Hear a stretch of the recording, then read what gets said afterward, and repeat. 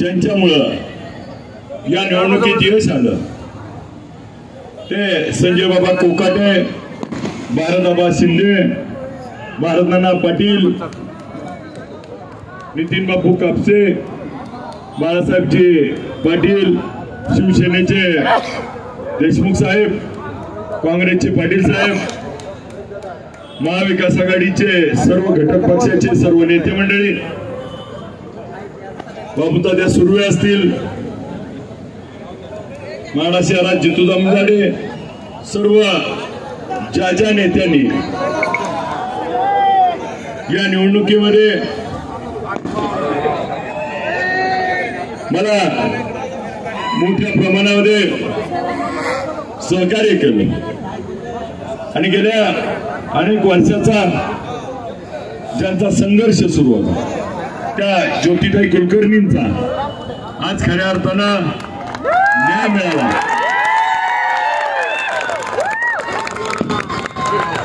शिंदेताई, लांडगेताई, कुलकर्णीताई सर्व भगिनींनी या निवडणुकीमध्ये सहकार्य केलं।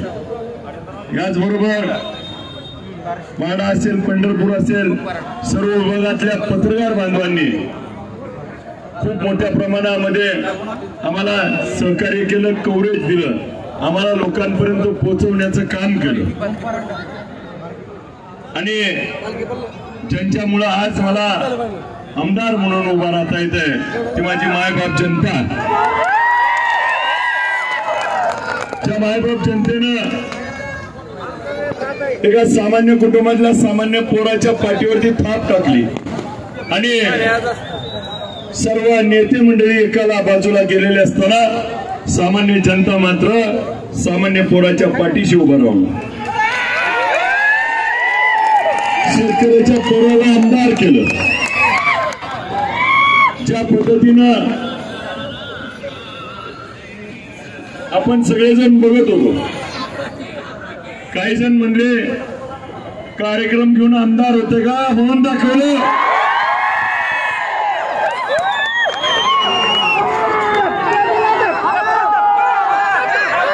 दहीहंडीच्या दिवशी सांगितलं होतं 2024 ची दहीहंडी फोडणार, फोडली नाही। सगळ्या सहकार्याच्या साथीनं ज्यांनी मला त्या ठिकाणी गेल्या तीन वर्षामध्ये विठ्ठल कारखान्याची निवडणूक जिंकली आणि त्या दिवशीपासून पंढरपूर तालुक्यातल्या सगळ्या माझ्या सहकार्यांनी ठरवलं की आता आपल्या आम्हाला आमदार करायचं। खरं तर माढाकरांचे खूप मोठे उपकार आहेत, कारण 2 वर्ष मंगळवेढ्याला माझ्या सर्व सहकार्यांनी तयारी केली आणि मग माढाकरांची मागणी बघून त्या ठिकाणी गेल्या 3 महिन्यातच माढावासियांनी दिलेल्या हक्केला ओ करत आम्ही या भागामध्ये येऊन माझ्या सर्व सहकार्यांनी रात्रीचा दिवस केला। कुठं मी पोहोचलो, कुठं माझा सहकारी पोहोचला, माझा प्रत्येक त्या ठिकाणी माझा सहकारी प्रत्येकापर्यंत पोहोचला आणि आपल्यापर्यंत जी मला काम करण्याची संधी उपलब्ध दिली। रात्रीचा दिवस माझ्या सहकार्याने केला, कधी कधी जेवण मिळलं, कधी झोप मिळली नाही, परंतु त्या सहकार्यांना हा विजय आज समर्पित करतो।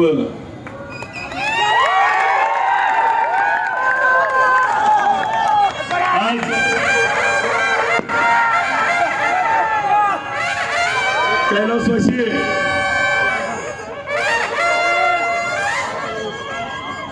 आज भाऊ कैलासवासी आणि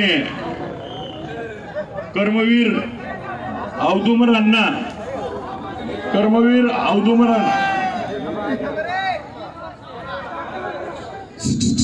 हो 2 मिनिट थांबा। कर्मवीर औदुंबर अण्णांची आज जयंती आहे 151 आणि अण्णांच्या जयंतीच्या दिवशी अण्णांचाच आशीर्वाद त्या ठिकाणी माझ्या पाठीशी उभा राहिला। भाऊ योगायोगानं मला निवडणुकीमध्ये माझ्या वडिलांवरनं बोललं गेलं, आज माझ्या वडिलांची देखील जयंती आहे, वडिलांचा देखील आशीर्वाद 2003 ला भाऊ मी स्वप्न बघितलं होतं की 21 वर्षांना आज आपण माडावासियांनी त्या ठिकाणी माडा मतदारसंघातल्या लोकांनी पूर्ण केलं। गेले 21 वर्ष अविरतपणे छोटा असेल मोठा असेल ग्रामपंचायत पासून सुरू केलेलं विठ्ठल कारखाना आणि आज पहिल्याच निवडणुकीमध्ये विधानसभामध्ये 3 महिन्यात 30 वर्षाची सत्ता 30,000 त्या ठिकाणी आपण सगळ्यांनी गुंतवून लावण्यासाठी मतदान रूपी आशीर्वाद दिला। मी आपल्या सर्व सहकार्यांना माझ्या सगळ्यांना माझी विनंती आहे, ही निवडणूक भाऊ आज संपली आहे। माझी सर्वांना विनंती आहे की गावगाव आपण वाद होणार नाही याची काळजी घ्यावी, कुणाशी त्या ठिकाणी वितंडवाट घालू नये, कारण यश पचवायचं सगळ्यात अवघड असतं, यश पचवता आलं पाहिजे। आपल्याला मतदारसंघातल्या मतदारांनी माडा मतदारसंघाच्या विकासासाठी निवडून दिलंय, त्यामुळं विकासासाठी निवडून दिलंय, त्यामुळं आपण विकासाच्या गोष्टीवरतीच त्या ठिकाणी मतदान मागितलंय, मतदान करूया। आणि मतदान झालंय, आपल्याला लोकांनी आमदार केले। मी आपल्याला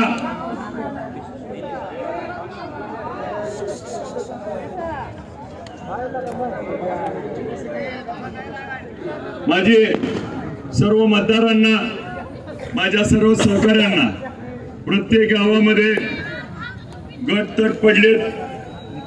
आज आपल्याला देखील 30 वर्षाचा आनंद झालाय, परंतु फटाकड्या उडवत असताना गुलाल उधळत असताना आपण आपल्या आपल्या जागेवरती सार्वजनिक जागेवरती उडवा का, विरोधकाच्या दारात जाऊन उडवू नका, जेणेकरून वाद निर्माण होतील। त्यामुळे आपली संस्कृती आपण सोडू नका। मी आपल्याला देखील माहिती आहे की दादा अर्ज भरायला आल्यानंतर समोर आल्यावर मी त्यांच्या देखील दर्शन घेतलं होतं। ही संस्कृती जपली पाहिजे आपण, आणि कोणत्याही प्रकारे वाद होणार नाही याची काळजी घ्या। आपल्याला विजय पचवता आला पाहिजे, आणि मी आपल्या सगळ्याच्या साक्षीनं सांगतो, आज आपण मतदारांना आशीर्वाद देऊन निवडून आमदार केलंय। मी आतापासूनच कामाला लागलो, उद्या रात्री 12 वाजता आचारसंहिता संपती, परवा दिवशी लगेच त्या ठिकाणी सगळ्या बैठका घेऊन कामकाज समजून घेऊन पुढच्या काळात आपण जे जे शब्द दिलेत ते शब्द पूर्ण करण्यासाठी एकही दिवस थांबणार नाही। माड्याचं विजन तुम्हाला येणाऱ्या 5 वर्षात प्रत्यक्षात आणून दाखवेल, हा शब्द पुन्हा एकदा देतो।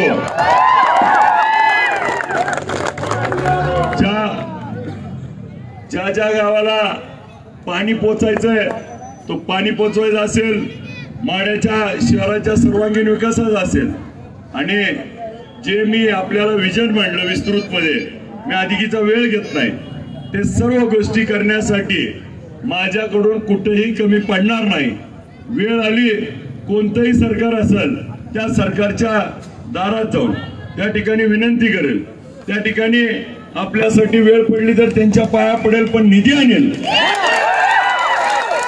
पण आपल्याला दिलेला शब्द त्या ठिकाणी पूर्ण करण्यासाठी कायमस्वरूपी प्रयत्नशील राहून तो पूर्ण करेल, हा शब्द पुन्हा एकदा देतो। हा प्रसंग असा आहे, आनंदाचा प्रसंग आहे।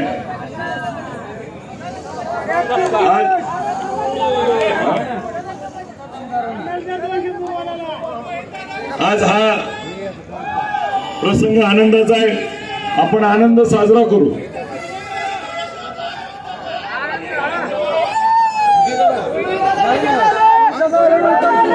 आपण आपल्याला मी एवढंच बोलतो, ज्या बाबतीत आपल्याला सांगितलंय ते प्रामाणिकपणे काम करेल। ऊसाच्या बाबतीत तर काय भिवू नका,